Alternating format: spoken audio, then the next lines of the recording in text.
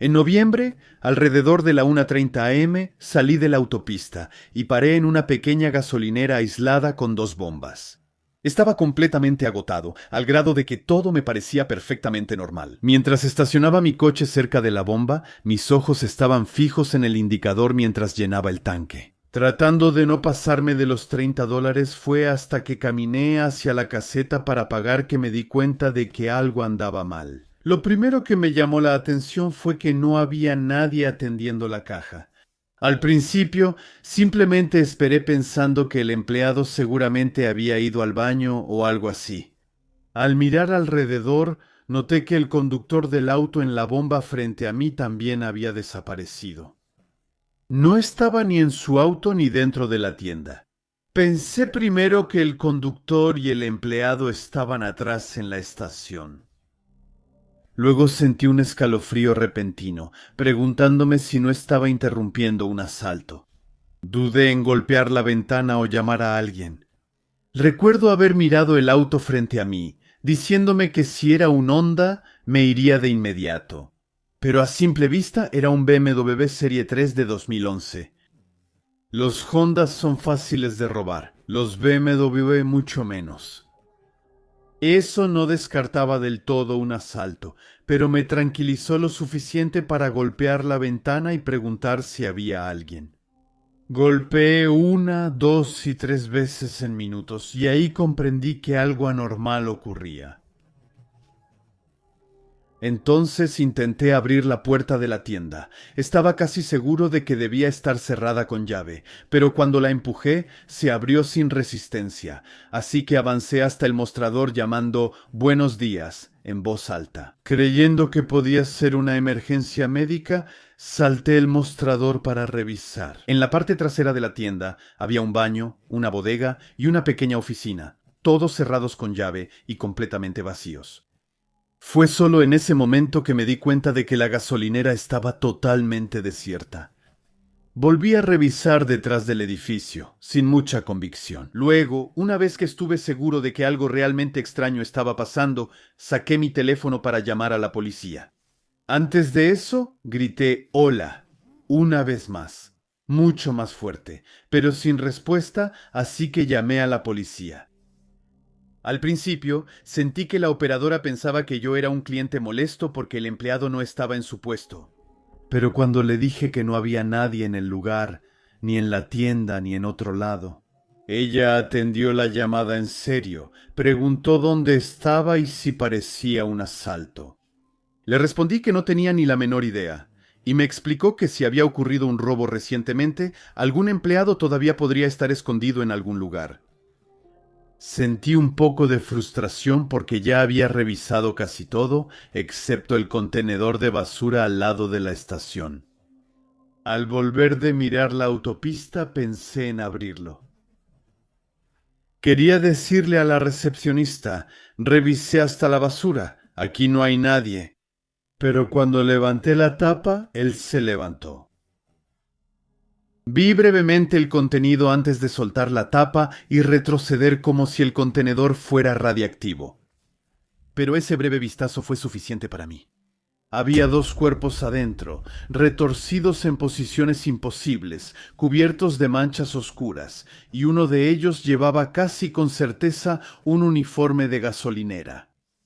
Recuerdo haber murmurado algo como «Oh, Dios mío, Jesucristo», mientras caminaba de un lado a otro. Estaba completamente en shock, mientras la telefonista repetía «Señor, dígame qué pasa». Y le respondí «Están en el contenedor, caramba, están en el contenedor». La policía llegó unos 10-15 minutos después. Mientras tanto, me fui cerca de la autopista para vomitar todo lo que tenía en el estómago. Recordaba que no debía contaminar la escena del crimen, y en un momento de pánico total, incluso vomité mientras corría, antes de tener que aguantar el resto en la boca unos segundos para ir a vomitar más lejos, cerca de la carretera. Luego solo caminé vapeando hasta que vi acercarse un coche de policía por la autopista. Después de hablar unos minutos con un agente, me dijo que podía irme más tarde. Busqué información en línea sobre el caso. Encontré varios artículos que hablaban de un transeúnte, yo, que había descubierto unos cuerpos en una gasolinera. Pero no se explicaba cómo o por qué mataron a esas dos personas. Desde esa noche tengo muchísimo cuidado cuando manejo de noche. Siempre reviso el indicador de gasolina y evito lo más posible detenerme durante la noche. Y si una gasolinera me parece demasiado silenciosa, me alejo y sigo hasta la siguiente. Mi mamá trabajaba de noche en una gasolinera a principios de los años 90. Era una pequeña estación familiar, una verdadera gasolinera de mamá y papá. En general, solo una persona atendía durante la noche de la que voy a hablar. Su horario coincidía 2 horas con el de un compañero, ya que la noche anterior ocurrió un asalto armado en la zona. El dueño temía que su estación fuera el siguiente objetivo. Tras 2 horas, el compañero de mi mamá se fue. Media hora después, una chica gótica entró a la estación y compró cigarrillos. Ella estaba nerviosa pero educada. Mi mamá le dio las buenas noches y limpió la máquina de salchichas.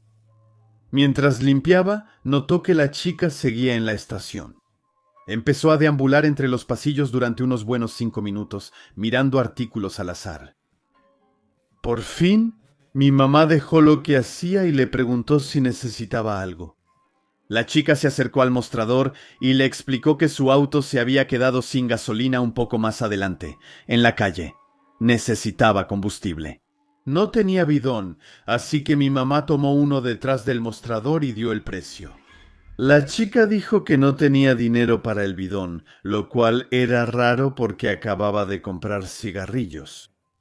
Mi mamá siempre ha sido muy generosa, a veces más de lo que quisiera. Así que le ofreció comprar el bidón. La chica sonrió y agradeció. Pero mi madre le dijo que no tenía dinero para la gasolina. La chica pareció entender, agradeció varias veces y dijo que podía llamar a alguien para que le trajera dinero. Mi madre le preguntó si tenía cambio para el teléfono. La chica dijo que sí, volvió a agradecerle a mi madre por el bidón y luego salió. Mi madre sabe leer a las personas. Aunque la chica fue educada, la situación daba malas vibras a mi madre. Entonces, miró las cámaras de vigilancia exteriores, en lugar de ir hacia el teléfono público que estaba justo a la izquierda de la entrada.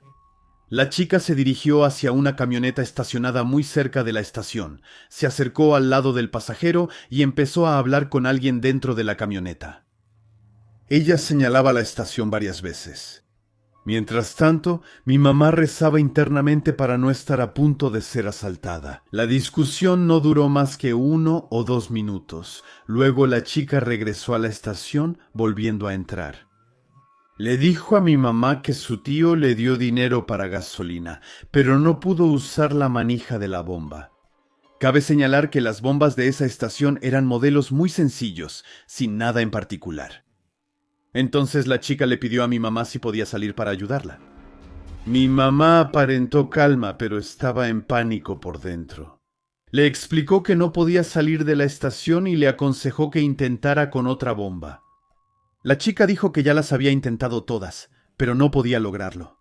Ella insistió en que mi mamá le mostrara cómo hacerlo. Mi mamá se disculpó y explicó que la despedirían si dejaba la estación sola. También le indicó que había otra estación, a una cuadra, con varios empleados donde alguien podría ayudarla.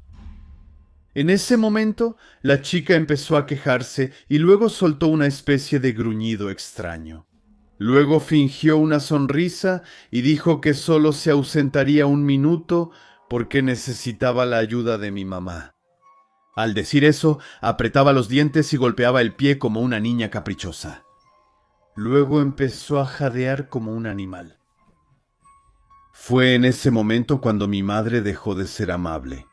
Le lanzó lo que llamamos su sonrisa helada y le dijo tranquilamente: «Por cierto, te vi hablando con tus amigos afuera. Ya llamé a la policía y di el número de placa de su vehículo. Llegarán en cualquier momento, son muy rápidos en esta ciudad». Fue un farol total, pero la chica se lo creyó. Salió deprisa, subió a la camioneta y antes de que la puerta lateral cerrara, la van ya salía rápido del estacionamiento. Aún así, mi mamá llamó a la policía y dio la descripción de la chica y el vehículo. Encontraron la camioneta abandonada cerca de una zona boscosa. El interior había sido destruido a golpes de martillo y con cúteres. La policía nunca supo lo que la chica y sus amigos planeaban para mi mamá, pero dijeron que probablemente no era solo un robo. Poco tiempo después de ese incidente, mi mamá renunció. Su consejo para todos los que escuchan esta historia es simple: siempre confíen en su instinto, podría salvarles la vida. Trabajaba de noche en una gasolinera llamada North Star Mart, cerca de un lugar llamado Farnsworth Foster, en pleno campo de Virginia. Salía de mi casa y llegaba como a las 10 de la noche, luego trabajaba toda la noche hasta las 6 de la mañana, cuando mi jefe, un tipo llamado Jude, venía a relevarme. Jude vivía junto a la gasolinera, en una casa grande y antigua que decía haber construido él mismo. No había forma de que él construyera eso solo, pero era tan buena persona que no lo contradecía y lo dejaba pasar. Un jefe excepcional, y lo digo sinceramente. Pocos pueden decir que tuvieron un jefe que hizo todo por su seguridad. Pero yo sí, y a veces me siento culpable de ya no ir a visitarlo. El problema es que odio manejar hacia Foster. Hoy en día ni siquiera me acerco. Al final de esta historia sabrán por qué. Trabajé en el North Star durante 9 meses y 3 semanas, entre 2 y 5 noches por semana, dependiendo de mis clases. Ningún cliente me causó problemas. En ese sentido fue de mis mejores trabajos. El fin de semana era más movido, pero entre semanas solo atendía 2 o 3 clientes por noche, y pasaba el resto del tiempo viendo películas en mi iPod, cuando eso todavía era algo revolucionario. Jude era genial en ese sentido, no me daba tareas desagradables, ni trabajo falso solo para mantenerme ocupado. Solo tenía una regla. Si alguien llegaba tarde en la noche y se comportaba de manera extraña, debía llamarlo de inmediato, sin importar si lo despertaba a él y a su esposa en pleno sueño. Si alguien actuaba sospechoso, Jude quería saberlo, y me parecía lógico. Esa estación era toda su vida, su plan de retiro. Si se iba a pique, todo se derrumbaba, aunque eso me hacía sentir un poco infantil. Si no era capaz de manejarlo solo, acepté. Cuando me explicó su regla de oro, mentiría si dijera que no me puso nervioso. Parecía que muchos pasaban la noche, pero en realidad era falso. 9 meses sin incidentes. Hasta esa noche, yo estaba en la oficina trasera, dividido entre las pantallas de vigilancia y The Dark Knight Rise, cuando vi una silueta acercándose a la estación. Teníamos 3 cámaras, una en las bombas, una en la entrada de la tienda y una adentro, visible desde la oficina. Veo al hombre pasar las bombas, entrar al campo de la segunda cámara y detenerse ante la puerta. En vez de entrar como los demás, era muy visible. Un tipo común con botas de trabajo, jeans desteñidos y gorra con logo de caza o pesca, el cliché del padre rural de Virginia. Nada destacable, pero su comportamiento sí lo era. No era del todo cierto que nunca pasara algo raro. Una vez llamé a Jude porque una mujer gritaba cerca de las bombas como poseída. Como a las 4 de la mañana, Jude me pidió que la describiera y luego me dijo: es solo ronda, me fastidia. El día de la paz se iba a calmar y regresar a su casa, y eso fue exactamente lo que hizo. Ese tipo se quedó inmóvil frente a la puerta, no tan aterrador como gritos demoníacos, pero igual de inquietante.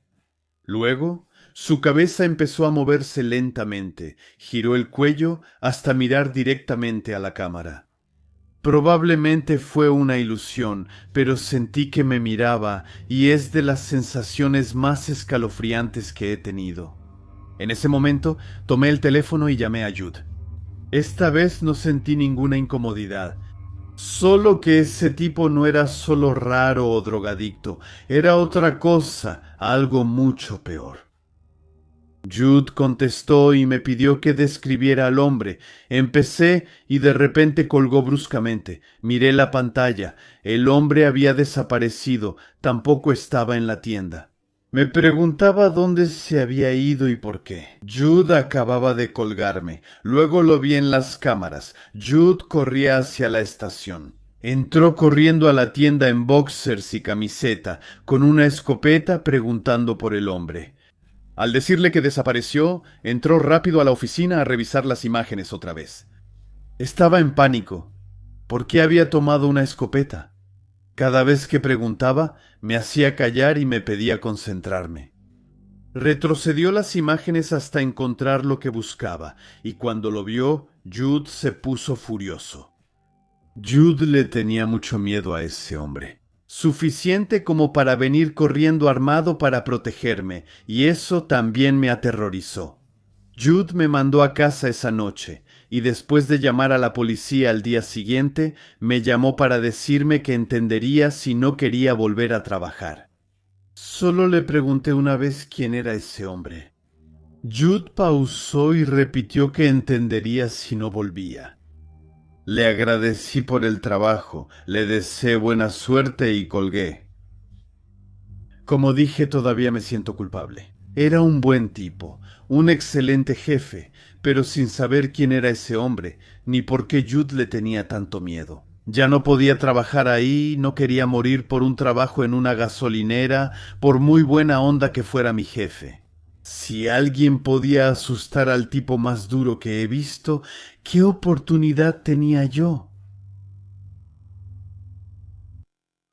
Eso fue a inicios de este año, cuando recién me mudé a otra ciudad y ya estaba instalado en mi nuevo departamento. Era la víspera de Navidad y mi familia iba a llegar temprano a la mañana siguiente.